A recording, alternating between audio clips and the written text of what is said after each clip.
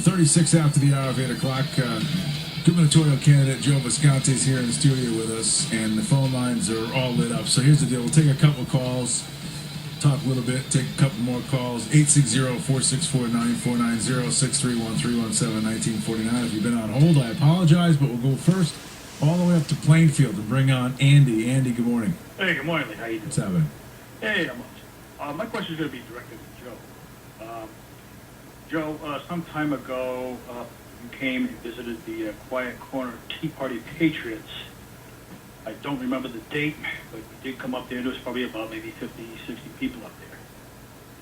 And I may create some fireworks here, but you told them, and we had a discussion about this later on, you told them that you would not run on an independent ticket if you did not make the primary.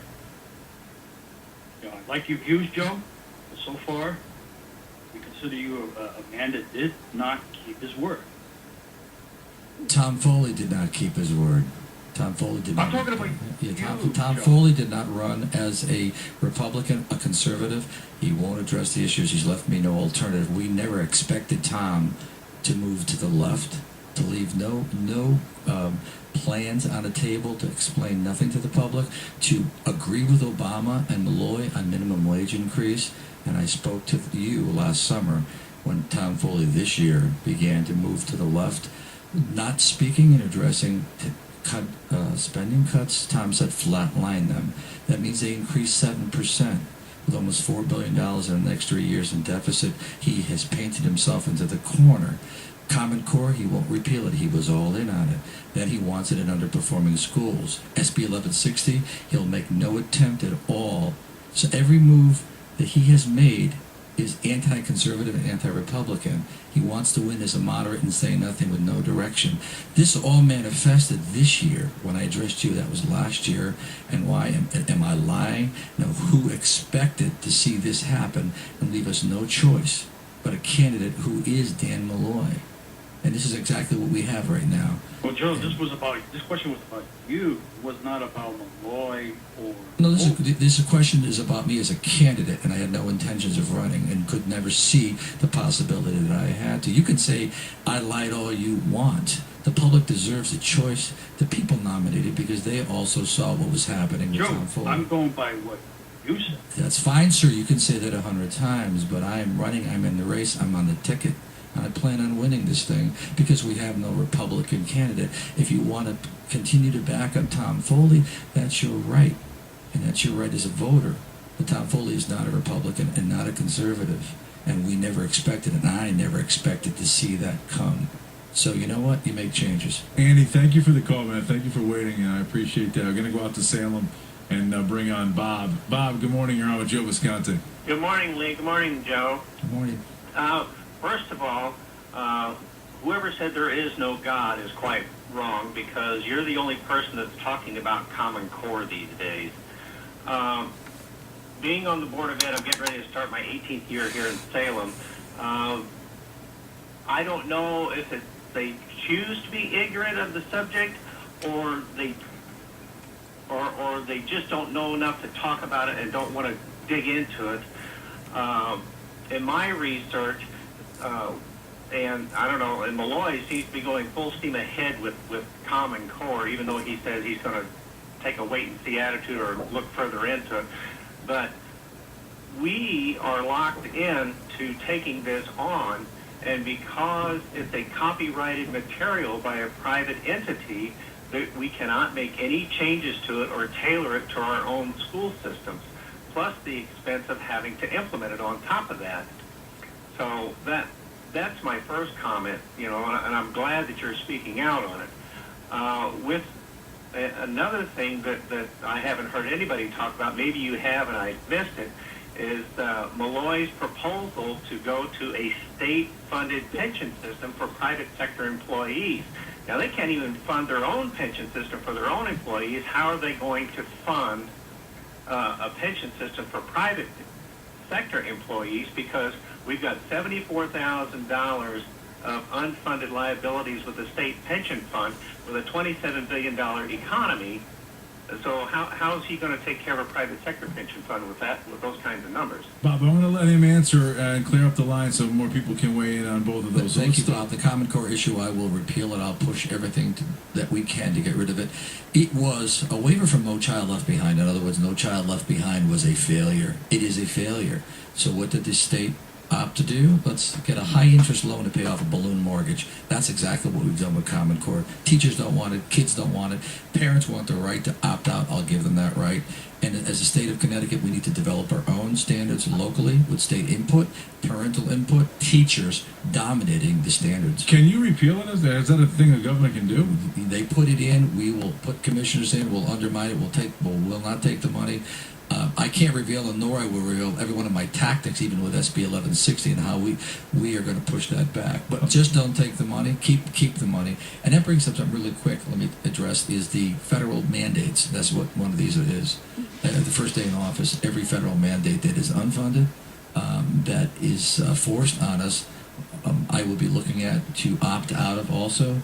If the government's going to put their foot on our neck and make us do things without paying, the first thing the government has to look at is who's got their foot on my neck. Gubernatorial candidate Joe Visconti is here in the studio with me. I want to follow up real quick on the Common Core. I don't disagree with what you say, but what we had before, we were falling behind everybody.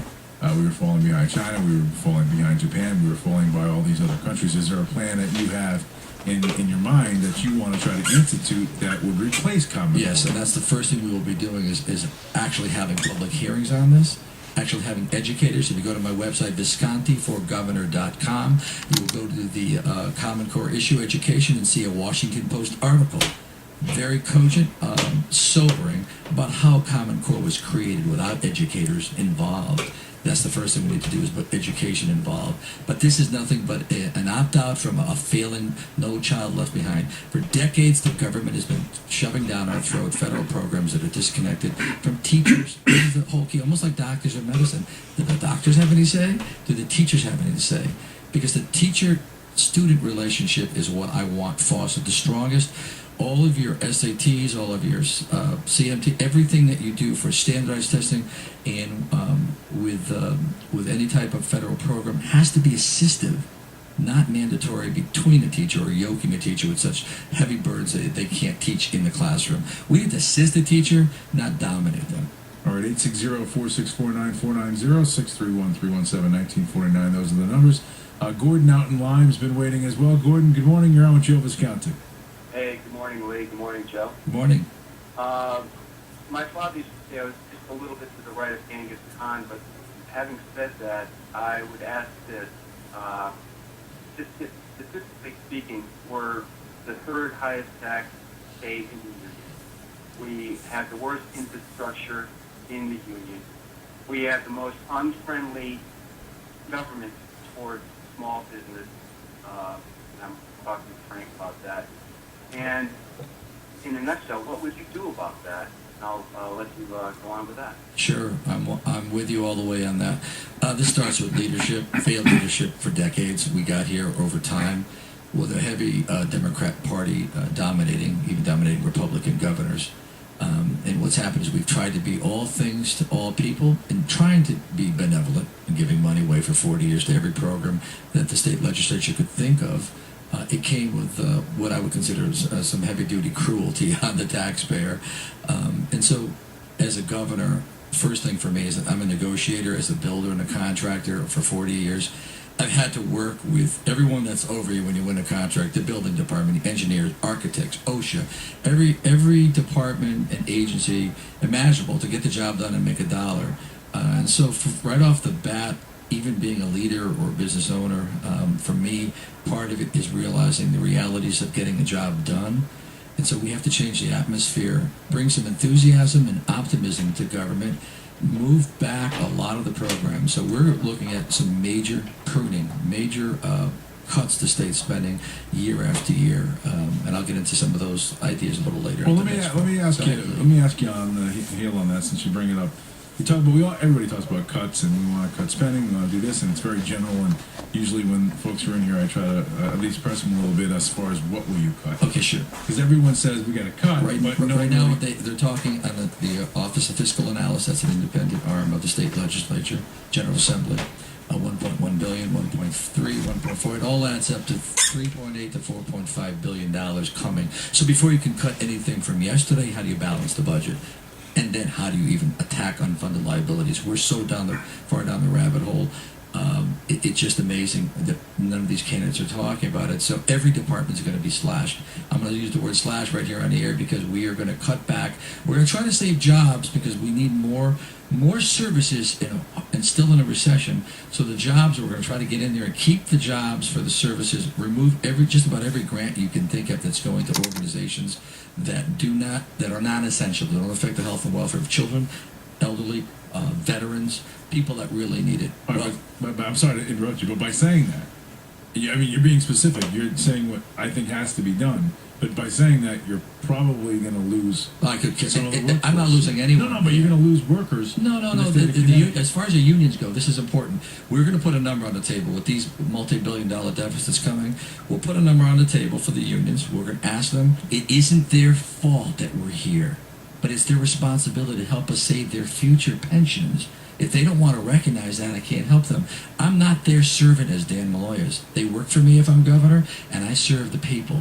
This is how the relationship works. Right. We will be, like I said earlier, I negotiate, we got to get a job done. If they see that number, and they don't have to open these contracts, some of the labor contracts will come up next year, but there's pensions don't come up until 2022. So if they don't want to work with us, then it's hardball. It's layoffs, it's outsourcing, it's every Republican nightmare for unions, but that doesn't have to be. Just help us get there. But no one's ever laid out a plan for 4 to 6 years. So the unions go, okay, we can see where we are. Wait a minute, we're not going to have our pensions. Or maybe the first tier 1 doesn't care about the newbies that are coming in. Do the unions really care? If they do, they'll understand this can happen very easily without the rhetoric from the Malloy and the yelling and screaming. And we need, the gentleman earlier said, we need it to be more kinder and with more optimism. So this is an anti-union, but they will take a hit if they don't help us. Let's go out to Baltic next. Bring on Phyllis. Phyllis, good morning. You're on with Joe Visconti. Good morning, Lee. Good morning, Joe. How are you doing? Good morning. Good. I kind of want to talk to the guy, the quiet corner guy. I went to the Republican convention my first time, Greenhorn. I went as a volunteer, as an observer. I wanted to see how the process worked. When we walked out of there, we were all, yay for Tom Foley because we wanted to win.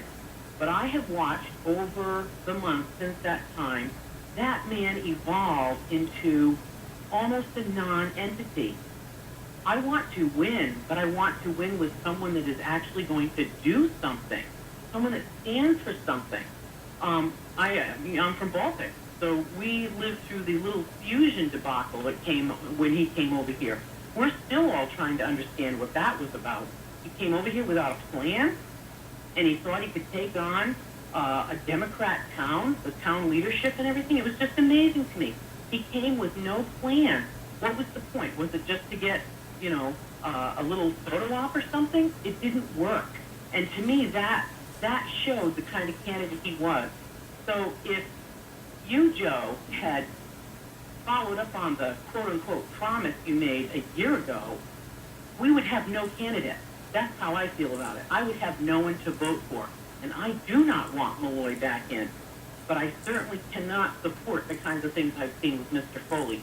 I want Common Core gone because Common Core is a disaster on so many levels. And I want our taxes down. There's just so many. You cover the issues well, and I think if you win the governor's mansion, you're going to do a great job. Well, thank you, Phyllis. People out there have to remember I'm a builder. I deliver a product at the end of the day.